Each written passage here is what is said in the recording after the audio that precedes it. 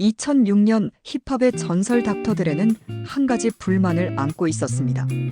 사람들이 mp3로 음악을 들으면서 음질이 지나치게 떨어진다는 점이었습니다. 내가 스튜디오에서 만든 소리가 거리에서 들리는 건 완전히 다르다는 그의 불만은 곧 사업 아이디어로 바뀌었습니다. 그렇게 태어난 것이 바로 비츠 바이 닥터드레였습니다. 하지만 이 제품은 닥터드레 혼자 만든 것이 아니었습니다. 기술적 기반을 제공한 회사는 몬스터 케이블이었습니다. 몬스터는 이미 고급 오디오 케이블 시장에서 기술력을 인정받던 기업으로 비츠의 초기 개발, 생산, 유통까지 맡았습니다. 닥터드레와 음악 프로듀서 지미 아이오비는 브랜드와 마케팅을, 몬스터는 기술과 제조를 담당하는 구조였습니다. 겉으로는 화려한 협업처럼 보였지만 이 파트너십은 곧 기술과 소유권을 둘러싼 치열한 분쟁으로 번지게 됩니다. 문제는 계약 구조에 있었습니다. 몬스터는 자사의 기술이 들어간 제품을 공동 개발하면서도 최종 브랜드와 소유권을 비츠 측에 넘기는 조건을 받아들였습니다. 그리고 2012년 비츠는 애플에 인수되기 불과 2년 전 몬스터와의 계약을 일방적으로 종료합니다. 몬스터는 자신들이 개발한 기술이 부당하게 탈취되었다고 주장하며 2015년 비츠와 애플을 상대로 특허 침해 및 계약 위반 소송을 제기합니다. 몬스터는 법정에서 주장합니다. 우리가 만든 기술이 애플의 자산이 되었다. 이는 기술 탈취이자 부정한 계약 해지였다. 실제로 몬스터는 5년간 비츠의 제조를 담당하며 핵심 회로, 설계, 소리 튜닝, 부품 조달까지 책임졌고 이 모든 과정은 계약 당시 공동 개발로 명시돼 있었습니다. 하지만 비츠 측은 계약 조건에 따라 브랜드와 지적 재산권은 비츠에 귀속된다고 반박했습니다. 결국 법정은 애플과 비츠의 손을 들어줍니다. 판결은 계약이 기술 소유권을 비츠 측에 명확히 귀속하도록 했고 몬스터가 그 조건에 서명했음을 근거로 했습니다. 기술이 누구의 손에서 출발했는지가 아니라 누구의 명의로 계약되고 누가 특허를 등록했는지가 핵심이었습니다. 이 사건은 단순한 헤드폰 회사 간의 다툼을 넘어 브랜드와 기술, 계약의 힘이 어떻게 사업의 주도권을 좌우하는지를 보여주는 전형적 사례가 되었습니다. 특히 스타트업이나 기술 파트너십을 고려하는 기업들에겐 계약서의 문구 하나가 미래의 소송을 결정짓는다는 냉혹한 교훈을 남깁니다. 비츠와 몬스터의 관계가 파국으로 치닫게 된 데는 비즈니스 모델의 차이도 한몫했습니다. 몬스터는 전통적인 하드웨어 제조사로서 기술력에 의존해왔고 특허나 상표에 대해 상대적으로 느슨한 태도를 보여왔습니다.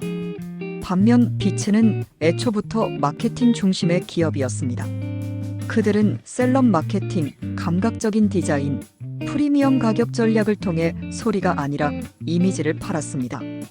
닥터드레와 아이오비는 헤드폰을 패션 아이템으로 격상시킨 장본인이었고 이는 1020대 소비자들에게 폭발적인 반응을 불러왔습니다. 문제는 이 성공이 계속되자 비츠는 독립적 생산 역량을 확보하려는 움직임을 보였고 이 과정에서 몬스터는 점차 배제됩니다. 비츠는 타업체들과 계약을 맺고 자신들의 브랜드로 제품을 양산하기 시작했습니다. 이때부터 몬스터 내부에서는 우리가 만들어낸 브랜드를 빼앗겼다는 위기감이 팽배해졌고 마침내 법정 소송으로 이어지게 된 것입니다. 그러나 문제는 그들이 계약서에서 브랜드 및 기술, 귀속에 대해 충분한 방어 장치를 마련하지 못했다는 데 있었습니다. 소송 당시 미국 특허청에 등록된 관련 특허들은 대부분 비츠의 이름으로 되어 있었고 몬스터는 자신들의 기여도를 입증할 직접적인 기술 특허를 확보하지 못한 상태였습니다. 이는 법정에서 결정적인 분리 요소로 작용했습니다. 판사는 기술 개발에 참여한 것과 해당 기술의 법적 소유자가 되는 것은 전혀 다른 문제라고 못 박았고 이 판결은 실리콘밸리 스타트업들 사이에서 계약서의 교훈으로 회자됩니다. 또 하나의 중요한 이슈는 애플의 전략적 행보였습니다. 애플은 2014년 약 30억 달러 당시 한화 약 3조 원의 비츠를 인수합니다. 이는 애플 역사상 최대 규모의 인수였습니다.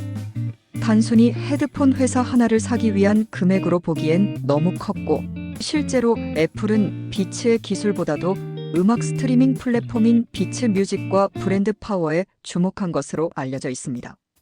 애플은 이후 비츠 뮤직을 기반으로 애플 뮤직을 론칭하며 스포티파이와 정면 승부에 나서게 됩니다. 이 과정에서 비츠의 특허권과 브랜드 자산은 애플의 전략적 무기가 되었고, 애플은 법정에서 몬스터의 주장을 일축하는데 법무팀을 총동원합니다. 반면 몬스터는 변호사 비용조차 부담하기 힘들 정도로 재정적으로 쪼들리는 상황에 처했고, 결국 항소도 포기하고 시장에서 퇴각하게 됩니다. 흥미로운 점은 이 모든 과정을 통해 세상은 기술력이 반드시 시장의 승리를 보장하지는 않는다는 사실을 다시금 확인했다는 점입니다. 몬스터는 소리를 만들었지만 비츠는 브랜드를 만들었고, 애플은 그 브랜드를 플랫폼으로 연결시켰습니다.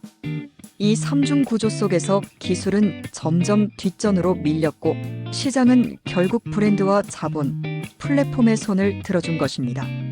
이 사례는 수많은 기술 스타트업에게 강력한 메시지를 던집니다. 기술만으로는 부족하다. 그것을 어떻게 지키고 계약하고 등록하고 시장과 연결하느냐가 승패를 가른다는 사실입니다. 비츠와 몬스터의 싸움은 결국 법의 언어로 끝이 났습니다. 몬스터는 자신들의 기술력과 노력, 오랜 파트너십 입에 신당했다고 느꼈지만 법은 계약과 등록의 우선순위를 확인해 주었을 뿐입니다.